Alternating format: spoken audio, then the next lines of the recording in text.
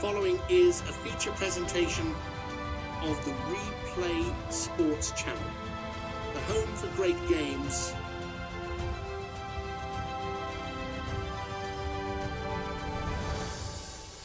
This telecast is copyrighted by the WFL for the private use of our audience. Any other use of this telecast or any pictures, descriptions or accounts of the game without the WFL's consent is prohibited.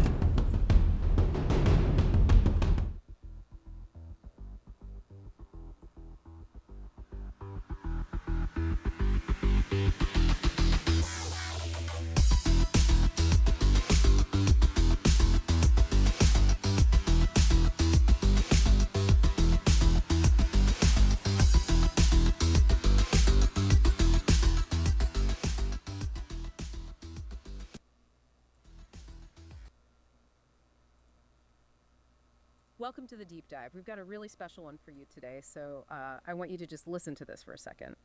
Every season begins with hope. Some end in disappointment, but every so often a team discovers something greater than talent. It discovers belief. I mean, what happens when a dinosaur wakes up in the middle of a laser fight, looks around at all the high-tech weaponry, and just decides to start swinging a sledgehammer? Right, it's a completely wild visual. It really is.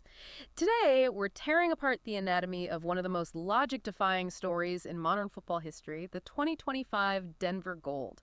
We're talking about a team that finished the regular season at 8-6. Barely above .500. Exactly. The absolute lowest seed in the National Conference. I mean, this was a team seemingly built for a completely bygone era. They were left for dead in October, and they somehow shattered the entire paradigm of modern team building to reach Pantheon Bowl XXIV. What's fascinating here is just, well, the sheer statistical improbability of this run. It really cannot be overstated. Yeah. We're analyzing a squad that was blown out repeatedly in the first half of the year, hovering just above .500, like you said, yet they became the first wildcard team since the 2018 Toronto Hitmen to actually reach the title game. Wow, since 2018. Yeah. Out of all the postseasons in league history, they are only the 13th non-division winner to survive the gauntlet.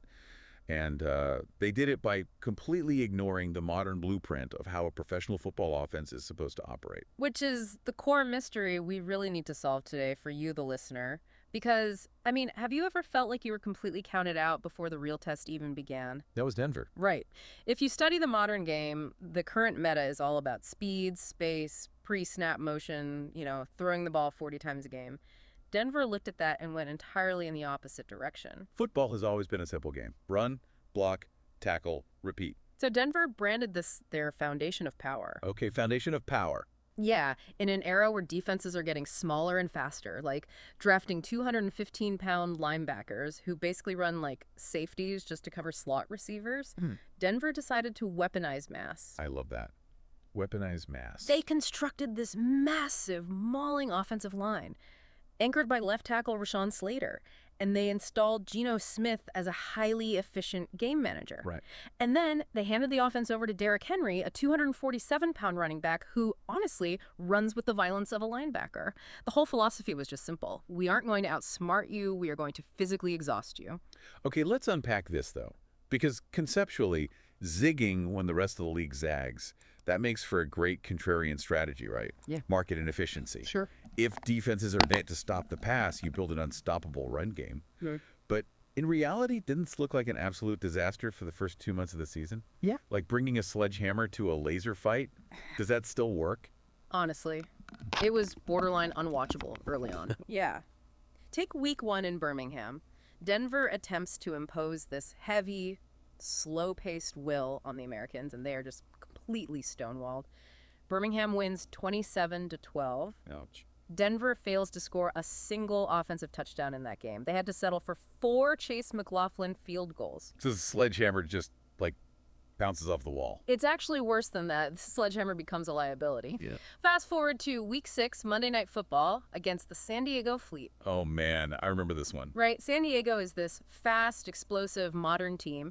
They jump out to an early lead, and Denver fundamentally collapses. They lose 36-3. Just crush. Geno Smith throws 3 interceptions in that game, and 2 of those are actually returned for touchdowns. Okay, wait, stop right there, because this is where we really have to look under the hood. Why does a team built on running the ball suddenly start throwing pick sixes? Like, what is the mechanical failure happening on the field? It basically comes down to game script and personnel groupings. When your offensive identity is built on heavy packages, putting two tight ends and a fullback on the field to run the ball, you are condensing the field. You're shrinking the space. Exactly. You are built for methodical, 12-play, 8-minute drives. If you fall behind by 2 scores, that personnel cannot operate a 2-minute drill. You literally just don't have the receivers on the field to stretch the defense. Right. So when San Diego goes up 14-0, Denver is forced to abandon their identity.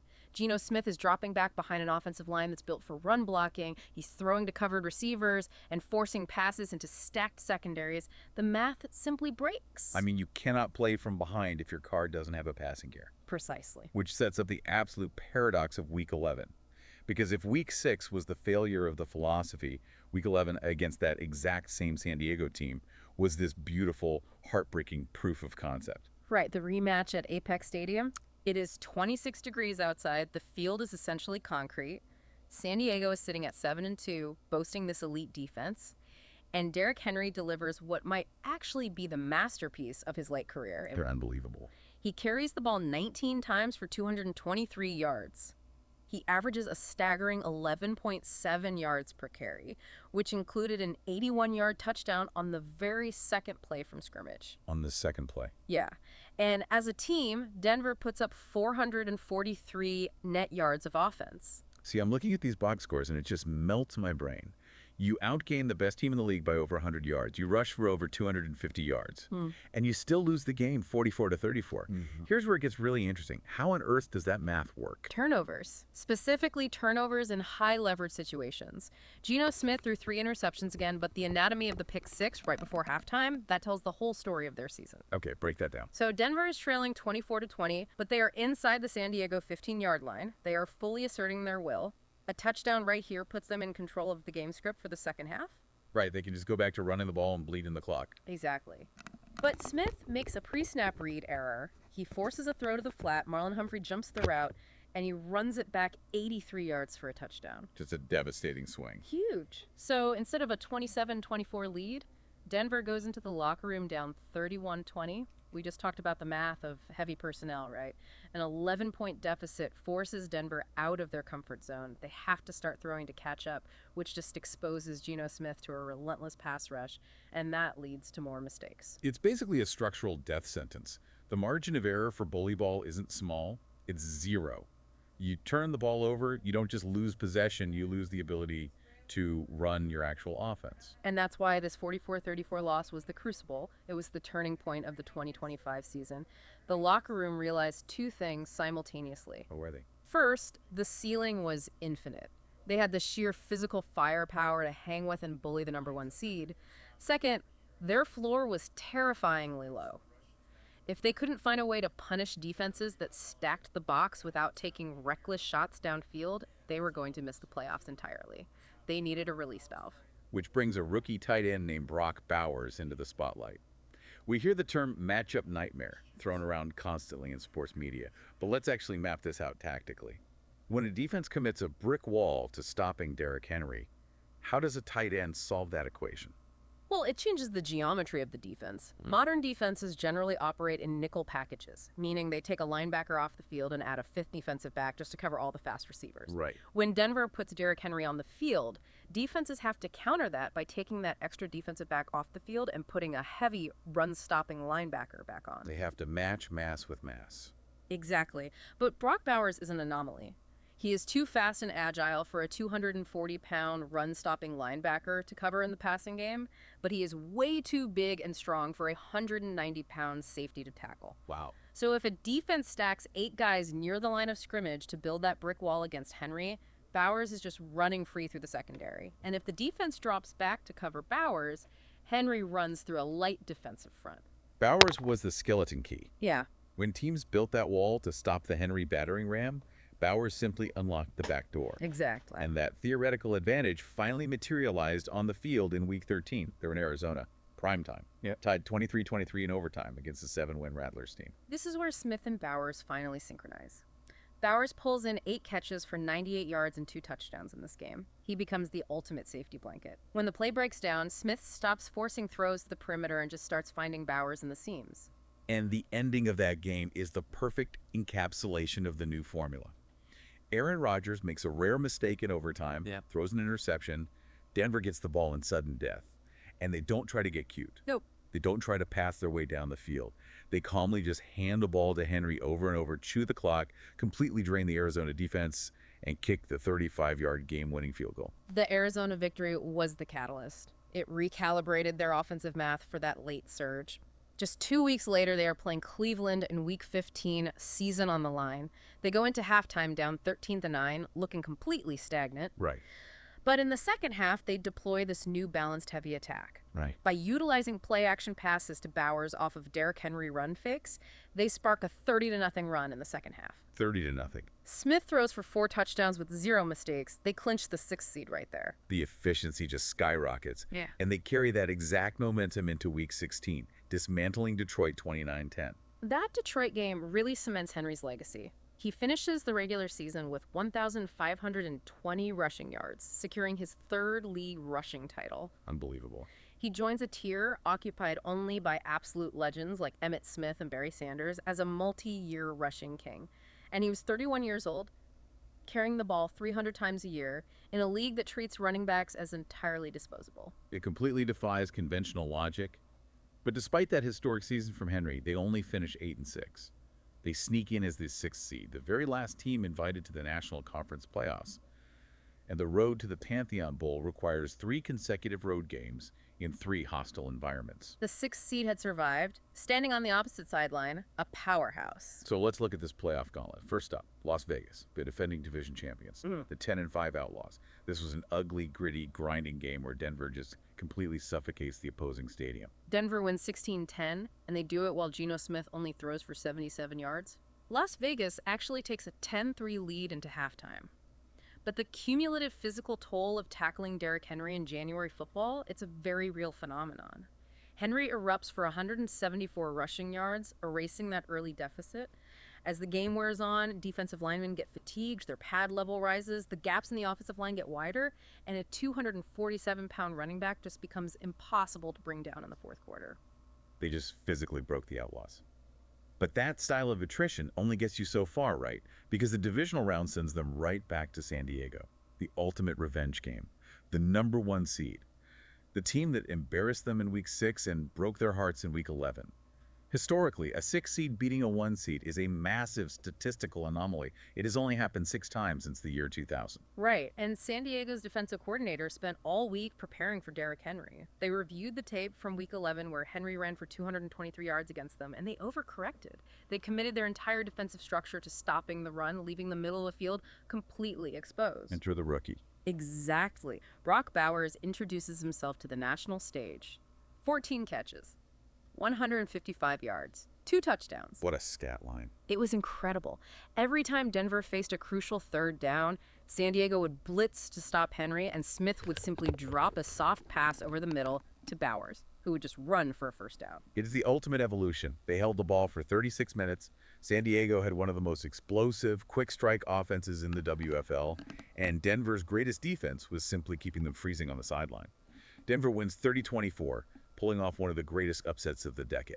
Which brings the entire season full circle for the conference championship. Vanguard Field, Birmingham, Alabama, the exact same stadium where Denver's season started with that humiliating 27-12 nightmare loss. It's pouring rain. The field is a muddy mess. It is the absolute perfect environment for an archaic sledgehammer football team. The conditions completely neutralized Birmingham's passing attack. It became a trench war. And in the first half, Derrick Henry breaks off a 30-yard touchdown run that pushes him over 8,000 career rushing yards. He becomes just the 11th player in WFL history to hit that milestone. But Birmingham doesn't fold. Bo Nix and the Americans fight back, and they take a 16-14 lead late in the 4th quarter. The rain is coming down sideways.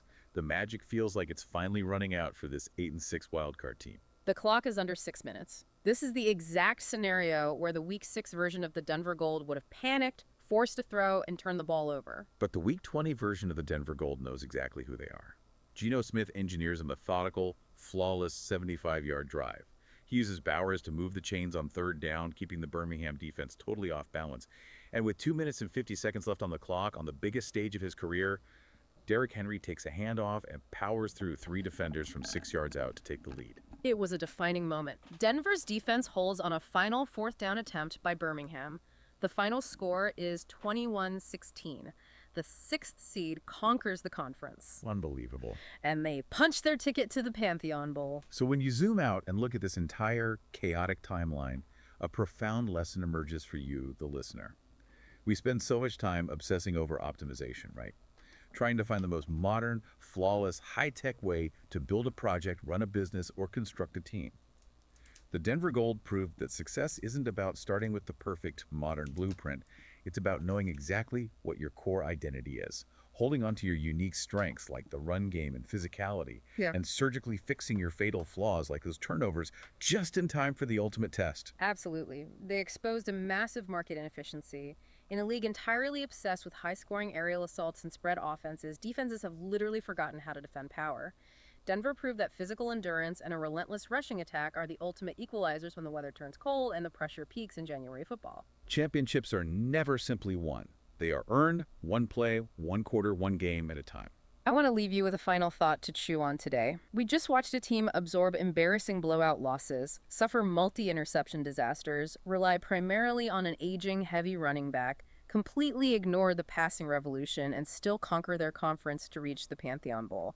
If the ultimate dinosaur can smash its way through the laser fight, does that mean the entire modern blueprint for building a perfect football team is actually fundamentally flawed? Welcome to